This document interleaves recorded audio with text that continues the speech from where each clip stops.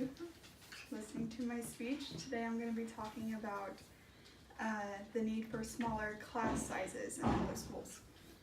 So I was a teaching assistant and a teacher for quite a while, so I've seen a major problem reoccurring in the school system, which is the class sizes, which typically are 25 to 30 students per teacher. Which, with classes that size, it's impossible for the teachers to be able to spend the needed amount of time with a student who would need extra help or that were having behavioral issues. You may be uncertain as to why this is an important topic for you, but as parents, or if you're planning on having children in the future, then you might want to consider what this means for you. According to educationweek.org, in 2011, students outnumbered teachers 25 to 1,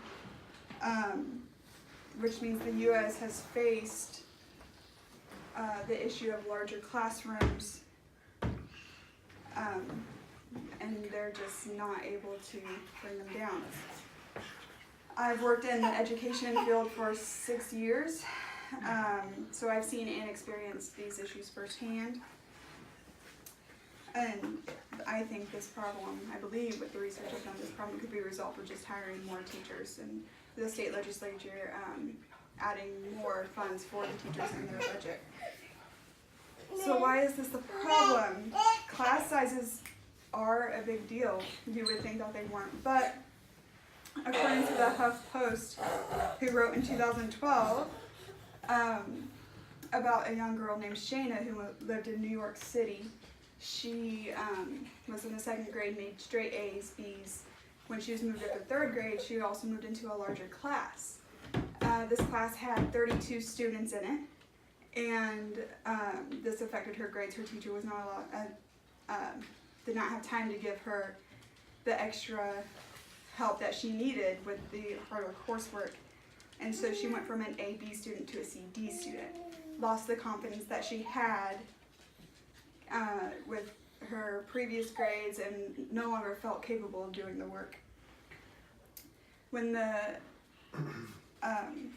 Shayna was only one statistic out of thousands of students. So it may not be your student, but it could be a student next to yours. So it could affect your child just as much as it affected Shayna. The lack of smaller classroom sizes is because of the lack of teachers available. The National Center of Educational Statistics reported that student-to-teacher ratio went from 16 to 9 in 1996 to 15 to 1 in 2007. So what is the cause of this? The main cause for the lack of teachers and this larger class sizes, according to the New York Times, was budget cuts in the education field. The first thing to go is normally a teacher because after the immediate cuts of extracurricular activities, the teachers are the next thing to go. So budget cuts are a big deal. Also, there was a very large decrease in students or in teachers willing to go to school or willing to work in a public school because of the amount of time that it takes them. They could make the same money at a different job and not have as much work. The workload is not comparable. So what are some solutions? A solution would be to approach state legislature and ask them to rethink budget cuts, to rethink how they're spending the education budget, to ensure that no more cuts are resulting in teachers being laid off.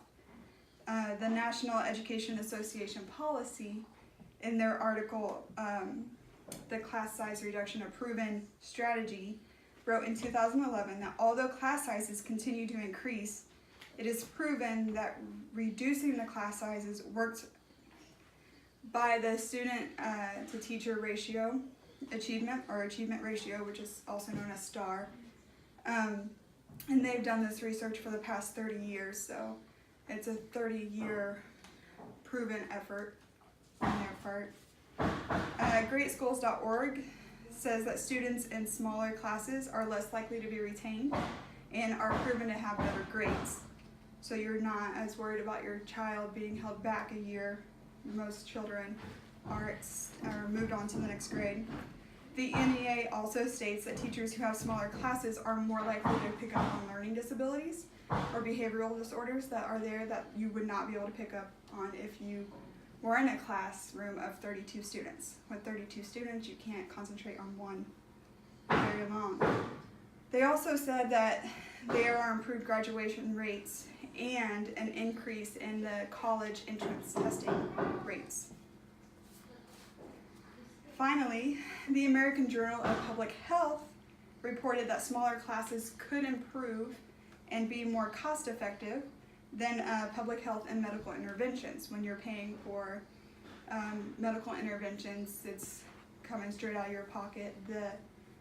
The smaller classroom sizes could prevent that. Your student is getting that relationship with the teacher, which helps them learn and improve in their social skills and things like that. And while all of these reasons are excellent in helping your child learn and everything, there could be a drawback, which could be just the startup costs for the schools to pay for the new classrooms, because they would need desks and chalkboards or smart boards, computers, TVs. They would also have to pay the salary of a new teacher. However, after a few years, these costs would even out and they would no longer be an issue. It would be null. So in conclusion, classroom sizes need to be smaller in order to ensure that our children are receiving the best education possible for them. Smaller classes could increase graduation rates, improve grades, and cut the cost of medical and public health interventions. A great way to help increase these budgets and things for the school and incorporate smaller classrooms would be if state legislature or school boards rethought what they did for budget cuts, including not cutting the teachers' salaries, not laying off teachers, and just prevent the future layoffs. So thank you.